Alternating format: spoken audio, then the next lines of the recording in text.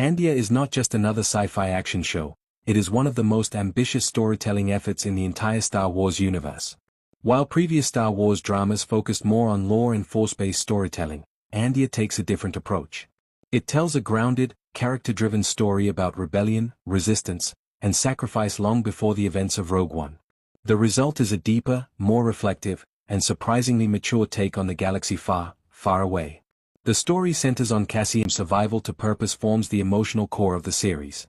In the opening episodes, we see Cassian navigating a harsh and unforgiving world. His planet, his past, and the morality of his choices are all weighed against a growing sense of injustice.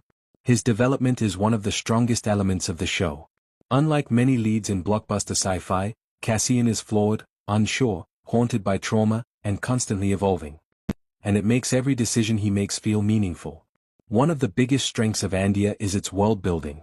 The series expands the Star Wars universe in a way that feels organic and lived in. We see the oppressive reach of the Empire not through massive battles and spectacle, but through everyday repression, bureaucracy, and fear.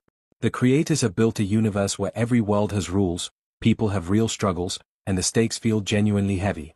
It's a universe that functions like a world, not just a backdrop for action. Pacing in Andor is slow compared to typical sci-fi action shows, but this is intentional. The show lets moments breathe. Political tension, personal conflict, and simply being in the world matter as much as lasers and ships. This pacing can feel slow if you expect constant action, but for those who want depth, it becomes one of the show's biggest strengths. Episodes often linger on everyday moments, showing how oppression affects ordinary lives.